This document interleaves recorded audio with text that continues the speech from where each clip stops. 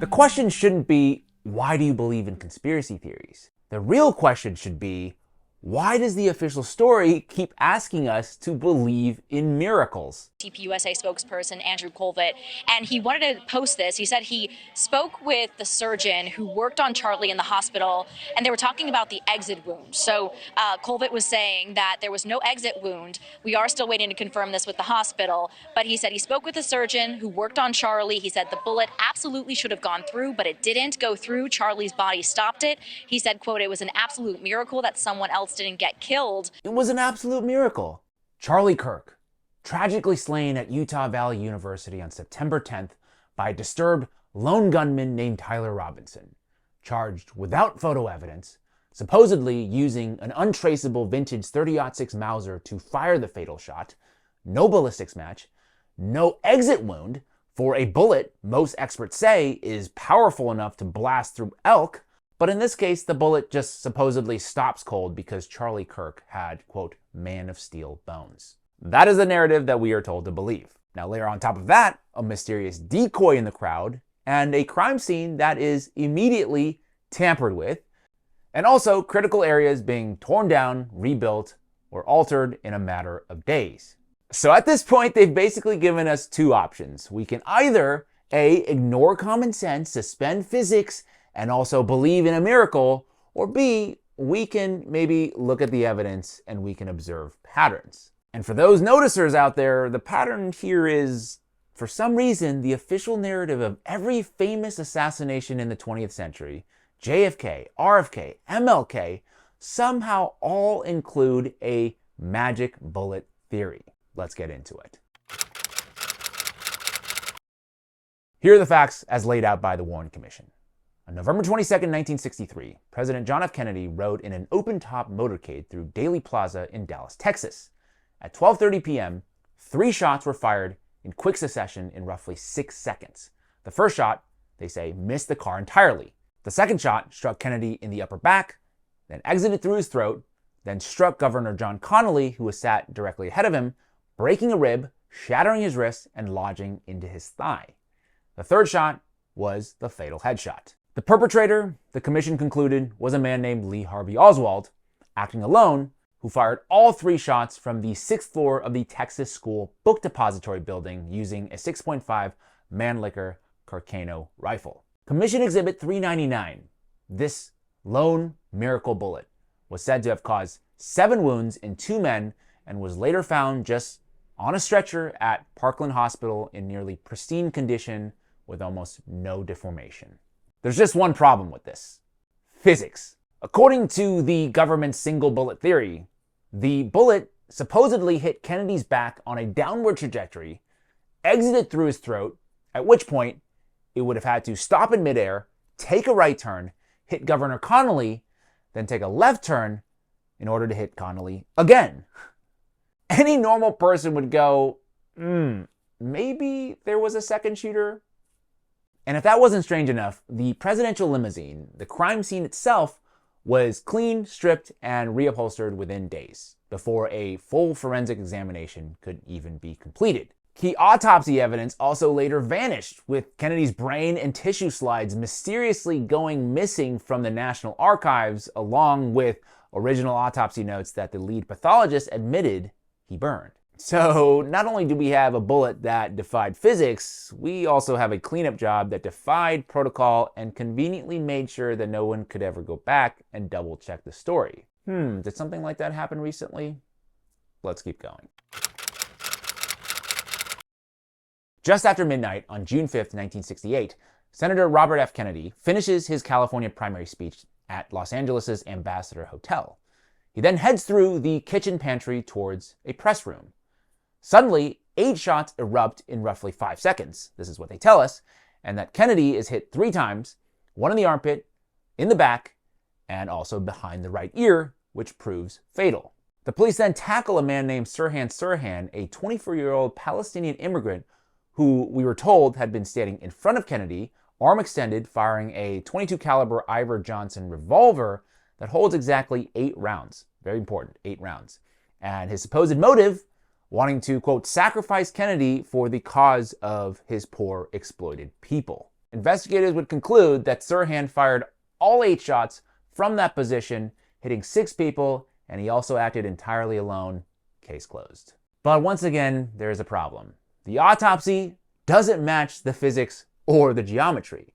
Okay, Los Angeles County Coroner Thomas Noguchi found that all of Kennedy's wound came from behind and upward, with a fatal shot fired 1 to 3 inches from the back of the right ear, close enough to leave powder burns. Prosecutors actually also withheld the autopsy report from Sirhan's defense lawyers until 6 weeks into the trial, autopsy results that showed Kennedy had been shot at point-blank range from behind. Once again, every eyewitness placed Sirhan in front, never behind Kennedy, and never close enough for a near-contact shot. Ballistics experts later admitted they couldn't conclusively match all of the bullets to Sirhan's revolver. There was also this audio recording by journalist Stan Przinski, who captured the shooting, and acoustic analysis detects, they say, up to 13 or more shots, 5 more than the gun could fire. Remember, it could only fire 8 rounds.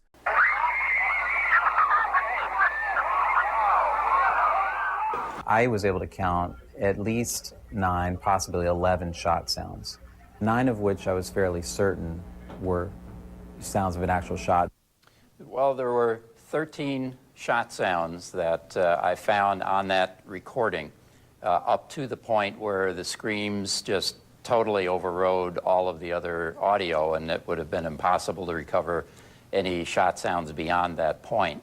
So the discovery of 13 shot sounds in and of itself establishes a second gun from the standpoint of Sirhan's capacity being only 8 shots. Quote, "There is no doubt in our minds that no fewer than 14 shots were fired in the pantry on that evening, and that Sirhan did not in fact kill Senator Kennedy," said Robert Joling, a forensic scientist who has been involved with the Kennedy case for nearly 40 years. But just like JFK in Dallas, and just like Charlie Kirk in Utah, critical pieces of physical evidence were being erased almost immediately. Quote, "Witnesses claimed that bullet holes were found in the door frames of the pantry, which were later destroyed." So once again, we're being asked to believe in the impossible, basically. A shooter from the front, wounds in the back, more bullet holes than bullets, and a cleanup that made sure nothing could ever be verified again. Now let's talk about MLK. April 4th, 1968, Dr. Martin Luther King Jr. steps out onto the balcony of the Lorraine Motel in Memphis, Tennessee at 6:01 p.m. Authorities say a single .30-06 rifle shot strikes him in the jaw and neck. 1 shot, 1 kill. The police also find a bundle near the crime scene, which contained a Remington Model 760 rifle, binoculars, and personal items tied to one James Earl Ray, an escaped convict from Missouri. Didn't something like that happen just recently? Anyway, FBI Director J. Edgar Hoover quickly pronounced Ray to be a lone, racist, hate-filled assassin, and that there were no co-conspirators, no second shooter, and no larger plot. But as always, when you follow the evidence, or lack thereof, things just stop adding up. Years later, the FBI and also the House Select Committee on Assassinations both admitted they could never conclusively match the fatal bullet to Ray's rifle. So in other words, the single most important piece of forensic proof tying Ray to the murder does not actually exist. And then there were the contradicting eyewitnesses. This is from the Washington Post. Quote, "Some witnesses, including then New York Times reporter Earl Caldwell, said that they saw a man moving in the thick bushes behind Jim's Grill, which is near the crime scene, but in a location not where Ray was said to be. Then they say for reasons unknown, Memphis Public Works employees cut down the bushes and destroyed a possible crime scene the very next morning." Again, very peculiar, also very convenient. So let's step back for a second and really think about this, because it's important, okay? Every single one of these cases, based on the evidence, JFK, RFK, MLK, and now Charlie Kirk, starts and ends the same way. A, there's a lone gunman with a politically convenient motive. B, a bullet that performs like magic. It's bending in midair or defying physics, or in the case of Charlie, stopping cold. And C, right on cue, key evidence just disappears. The limousine gets scrubbed, the pantry walls get torn down, the bushes get cut, and now there's a campus getting rebuilt. And what we're told to do is not ask any questions. Questions like, who benefits from all of this? Who profits? And why were these cases closed so quickly? Was it, in this case, a disturbed young man with a rifle?